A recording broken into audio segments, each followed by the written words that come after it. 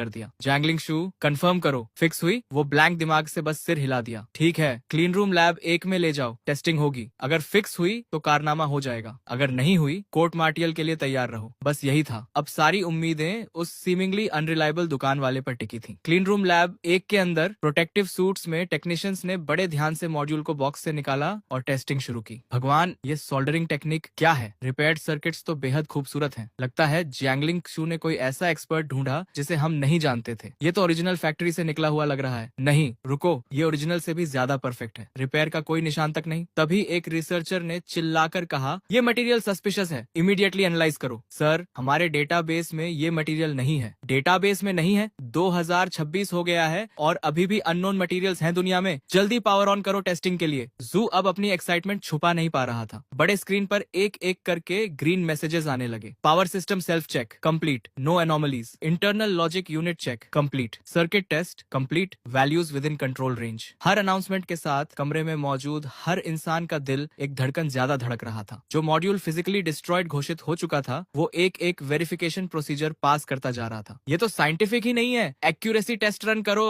जू की बॉडी सुन्न पड़ गई। वो चेयर में धंस गया जैसे सारी एनर्जी निकल गई हो। सर, वैल्यूज स्ट्रेन्स हैं। ये सुनते ही जू की मुट्ठियां भिंच गईं। हथेलियों का पसीना आस्तीन तक भिगो गया। तो फेल हो गई? जू एकदम कुर्सी से उछला। नहीं सर, ये वैल्यूज किसी बहुत हाई लेवल फोटोलिथोग्राफी मशीन जैसी हैं। हम जो यूज कर रहे थे उससे 1% पॉइंट ज्यादा। मुझे शक है ये हमारा मॉड्यूल ही नहीं है, लेकिन अब भी दुनिया में किसी के पास भी ऐसी टेक्नोलॉजी नहीं होनी चाहिए। 1% पॉइंट ज्यादा। जो कि आंखें पलटी और वो बेहोश होकर गिर पड़ा। लेकिन बाकी सब यूफोरिक थे। स्क्रीन पर स्क्रोल हो रहे डेटा को टकटकी लगाए देख रहे थे और एक कोने में चेन किंच अभी भी वहीं खड़ी थी, ब्लैंक एक्सप्रेशन के साथ। तो कैलिब्रेशन मॉड्यूल फिक्स हो गई? फिक्स नहीं जैंगलिंग शू, ये ब्रेक थ्रू है। तुमने एक कारनामा कर दिया। वो अपनी तरफ उंगली उठाते हुए बोली। मैंने? अभी तो डायरेक्टर कोर्ट मार्शल की बात कर रहे थे। एक पल में कारनामा कैसे? जैंगलिंग शू, इस बड़ी टेक्निकल डिफिकल्टी को ओवरकम करने में तुम्हारे एक्सेप्शनल परफॉर्मेंस के लिए मैं तुम्हें इस रिसर्च टीम का हेड नियुक्त करता हूँ। वो अपनी आंखों पर यकीन नहीं कर पा रही थी। लॉन्ग एकेडमी ऑफ साइंसेज में काम करना ही एक ऑर्डिनरी इंसान के लिए पिनिकल था। टीम लीडर बनना उसकी सोच से भी बाहर था। क्या ये सब उस मॉड्यूल रिपेयर की वजह से था? और उस मोमेंट में पहली बार उसे यकीन हुआ उस सीमिंगली अनरिलायबल लड़के की बातों पर। वो 1% एक्यूरेसी इंप्रूवमेंट भी सच था। बताओ चीफ जैंगलिंग, सारे स्पेशलाइज्ड एजेंसीज ने हाथ खड़े कर दिए थे। तुम किसके पास गई थी? आर्मी सब कॉन्ट्रैक्टर, जनरल स्टाफ का कोई बिगविग? इतनी इंपॉर्टेंट मैटर के लिए